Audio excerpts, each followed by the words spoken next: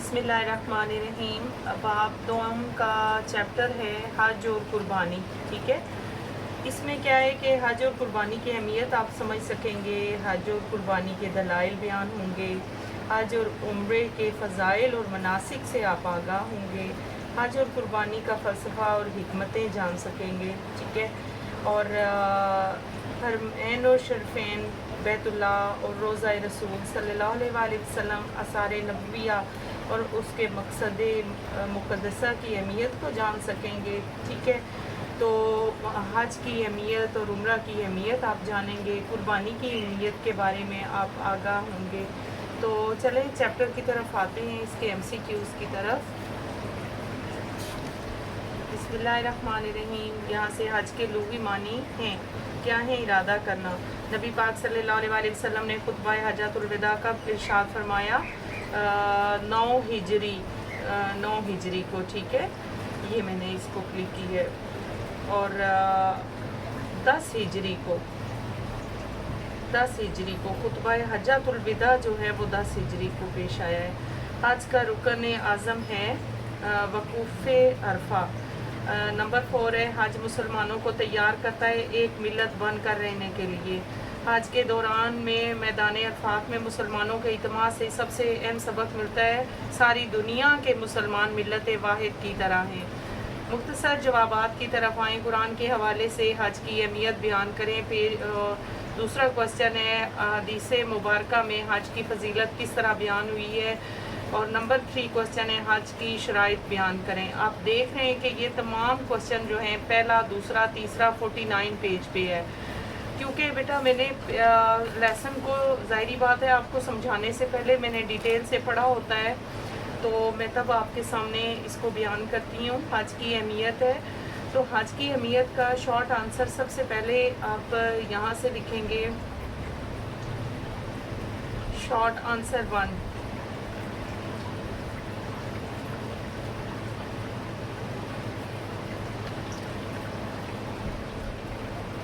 हज की अहमियत। हज की अहमियत में पहले तो आप पॉइंट लिखेंगे हज इस्लाम का रुकन है और ये हमारी इबादत है, जिस्मानी और माली इबादत है। ठीक है, और फरीज़ा हज की अदायगी के लिए मक्का मुकरमा के सफ़र की तकालीफ बर्दाश्त करना, लाखों रुपए खर्च करना, मनासिक की अदायगी में मुशक्क़त के साथ साथ अपने आराम और नींद की कुर्बानी करना सभी शामिल हैं। ज़ाहिरी बात है ये सारी चीज़ें हमें करनी पड़ती हैं। ठीक है, इसके अलावा आप ये सारा इसमें अगर लिखना है तो लिख सकते हैं आप, और नहीं तो बस शॉर्टकट फॉर्म में यहाँ तक काफ़ी है। क्वेश्चन नंबर 2 जो है वो हज की फ़जीलत बयान करें। तो हज की फ़जीलत के लिए आप नबी पाक सल्लल्लाहु अलैहि वसल्लम की एक हदीस बयान करेंगे।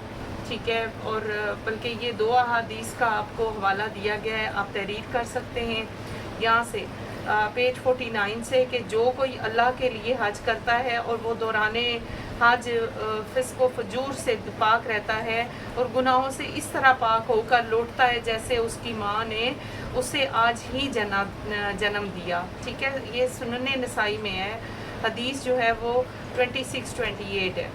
तर्जुमा एक और नबी पाक सल्लल्लाहु अलैहि वसल्लम की हदीस है कि जिस साहिब इस्तात शख्स को ये ना कोई ज़ाहिरी ज़रूरत हज से रोक रही हो, ना कोई जालिम बादशाह उसकी राह में हाइल हो, यहाँ से लेकर यहाँ तक नसरानी तक। ठीक है, ये भी लिख सकते हैं आप, इन दोनों में ऐड कर सकते हैं। हज की शराइत बयान करें। क्वेश्चन नंबर 3 है कि हज की शराइत क्या हैं। ये हैं जी, आप पहले तो हज की शराइत में लिखेंगे कि हज जो है वो हर आकिल बालिग तंदरुस्त और साहिब इस्तात मुसलमान पर ज़िंदगी में एक बार फ़र्ज़ है। ठीक, यहाँ तक आप लिख लीजिए। अगला क्वेश्चन है कि हज से मुसलमानों की इबादत का मकसद कैसे हासिल किया जा सकता है। 52 पेज पे आप आएंगे, यहाँ से लिखेंगे कि हज के मौका पर मुख्तलिफ़ इस्लामी ममालिक के लोग यहाँ से मिलकर बैठने का मौका मिलता है। ज़ाहिरी बात है सारी दुनिया से लोग आए हुए होते हैं, और जो आपस में जब वो मिल बैठते हैं नमाज के बाद, इबादत के बाद, तो वो अपने मसाइल एक दूसरे के साथ पेश करते हैं एक दूसरे के सामने, और फिर उसका सल्यूशन निकालते हैं। یہ ایک بڑا اچھا ذریعہ ہوتا ہے، اور حج جو ہے وہ دنیا بھر کے مسلمانوں کے لیے اتحاد یگانگت کی علامت ہے۔ مسلمانوں کے کونے کونے سے مختلف رنگوں، زبانوں اور نسلوں کے افراد مل جل کر رہتے ہیں اور مناسک حج ادا کرتے ہیں۔ اس سے دنیا بھر کے مسلمانوں کو احساس ہوتا ہے کہ وہ ہم ایک ملت ہیں اور ایک مسلم امت کا لازمی حصہ ہیں۔ حج اور عمرے کا فرق بیان کریں۔ ابھی آپ یہاں پہ دیکھیں گے پیج 51 پہ کہ حج اور عمرے میں کیا فرق ہے۔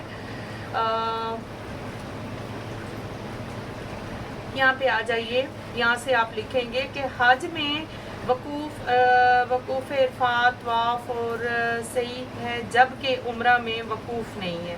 اب یہیں پہ آپ دیکھ لیں، اس کا کمپیریزن ہو رہا ہے تو اس کو غور سے سیکھیں۔ طواف اور سعی ہے، طواف اور سعی کے مجموعے کا نام عمرہ ہے، البتہ احرام دونوں میں شرط ہے۔ اب آپ کو یہیں پہ اس کی امپورٹنس بتا دی ہے کہ حج میں وقوف عرفات اور طواف اور سعی ہے، جبکہ عمرہ میں۔ پہلے تو آپ یہ حج کی بات یاد رکھیے یہاں تک، اور پھر ساتھ ہی عمرہ کی ڈیفینیشن کو ظاہر کیا گیا ہے کہ وقوف نہیں بلکہ طواف اور سعی ہے، ٹھیک ہے۔ اب یہ چیزیں یہاں تک آپ یہ 3 پوائنٹ اس میں منشن کر لیں تو زیادہ بہتر ہو جائے گا، ٹھیک ہے۔ حج کے لیے شرعاً وقت معین ہے اور عمرہ کے لیے کوئی معین وقت نہیں ہے۔ اب آپ دیکھیں کہ حج کے لیے آپ کو ایک پراپر ٹائم میں ذی الحجہ کے مہینے میں ہی جانا ہوتا ہے، تو وہاں پہ آپ جا کر حج ادا کرتے ہیں۔ تو عمرہ کے لیے کوئی وقت نہیں ہے، آپ جب چاہیں آپ عمرہ کر سکتے ہیں سوائے یوم عرفہ اور اس کے بعد کے 4 دن، اور ان 5 دنوں میں عمرہ کرنا منع ہے۔ پھر حج جو ہے صاحب استطاعت پر مسلمان استطاعت پر زندگی میں ایک دفعہ فرض ہے، جبکہ عمرہ جو ہے فرض تو نہیں مگر صاحب استطاعت جتنا چاہے ادا کر سکتا ہے، ٹھیک۔ یہ 3 پوائنٹ آپ نے لازماً مینشن کرنے، غور سے پڑھیں، یاد کریں اور پھر اس کو لکھنے کی کوشش کریں۔ کویسچن نمبر تفصیلی جواب کی طرف آ جائیے کہ حج کے معنی اور مفہوم اور مقاصد بیان کریں۔ پیج 48 اور 49 پیج پر ہے جی۔ 48 پیج پہ آپ آئیں، پہلے معنی اور مفہوم لکھیں گے، پھر اس کے مقاصد لکھیں گے بیٹا۔ آپ اس کی ہیڈنگ دے دیں گے کہ مقاصد کیا ہیں، آپ کا مقصد کیا ہے وہاں پہ، کہ آپ تمام تکالیف برداشت کرتے ہیں، کس لیے برداشت کرتے ہیں، پیسہ بھی خرچ کرتے ہیں اللہ کی رضا کی خاطر، آپ اپنی نیند قربان کرتے ہیں، آپ اپنا آرام قربان کرتے ہیں، اور خاص لباس پہننا اپنے جذبات، احساسات اور خواہشات کو ترک کر کے اللہ کو راضی کرنے کے لیے کوشاں رہنا حج کی روح ہے، ٹھیک ہے۔ یہ نہیں کہ آپ کا مقصد کیا ہے، اللہ کو راضی کرنا ہے، ٹھیک ہے، اور اپنے نامہ اعمال میں نیکیاں لکھوانا ہے۔ آپ چاہتے ہیں کہ آپ اللہ کے گھر جا کر سرخرو ہوں، وہاں پر عبادت کریں، ریاضت کریں اور خوب اللہ کو یاد کریں، ٹھیک ہے، تاکہ آپ کے دنیا اور آخرت کی منزلیں آسان ہو سکیں۔ تو ہمارا مقصد یہی ہونا چاہیے۔ اگلا کویسچن نمبر 2 ہے، مناسک حج کی تفصیل دیں اور بتائیے کہ حج مسلمانوں کی ایک عالمگیر برادری بننے میں کیسے مدد دیتا ہے۔ اس میں پیج 49 ہے، 50 اور 52 ہے، ٹھیک۔ 49 آپ یہاں سے سٹارٹ کریں گے مناسک حج، اور یہ سارا اس میں ایڈ کر لیجئے۔ پھر اس کے بعد 50 بھی ہے، ہاں جی، اس کو بھی ایڈ کرنا پڑے گا، اور پھر 52 میں سے کچھ چیزیں آپ لکھیں گے، بتاتی ہوں آپ کو۔ یہاں سے آپ لکھیں گے بیٹا جی، یہ امت مسلمہ کی افاقیت اور اجتماعیت، ٹھیک ہے۔ یہاں سے لے کر آپ یہاں تک یہ بھی تھوڑا سا ایڈ کریں گے تو آپ کا آنسر کمپلیٹ ہوگا۔ کویسچن نمبر 3، حج کی انفرادی اور اجتماعی فوائد اور ثمرات کا جائزہ، پیج 52 اور 53 پہ۔ 52 اور 53 آپ یہاں سے حج کے فوائد اور ثمرات لکھیں گے بیٹا، اور یہ سارا پوائنٹس میں ہے۔ جیسا ہی آپ پوائنٹس میں لکھو گے تو آپ کے مارکس بہت اچھے آئیں گے، تو کوشش کیا کریں پوائنٹس میں لکھنے کی۔ یہ سارا لکھیے گا، ٹھیک ہے، پوائنٹ ٹو پوائنٹ یاد کریں اچھے طریقے سے۔ یہاں سے بھی آپ نے یاد کرنا ہے کہ حج ایک اجتماعی عبادت ہے جس میں ہمارے لیے بے شمار روحانی فضائل اور معاشی اور معاشرتی فوائد پوشیدہ ہیں، یہاں سے لے کر یہاں تک بے شمار برکتیں، یہ پورا آپ نے لکھنا ہے۔ بہت شکریہ، اپنا خیال رکھیں، اپنی دعاؤں میں یاد رکھیں، میرا چینل سبسکرائب کریں، شیئر کریں اور اپنے فرینڈس کو بھی آگاہ کریں بیٹا، تاکہ لوگوں کا بھلا ہو سکے، نیکی پھیلانے میں سبقت لیں۔ اللہ حافظ۔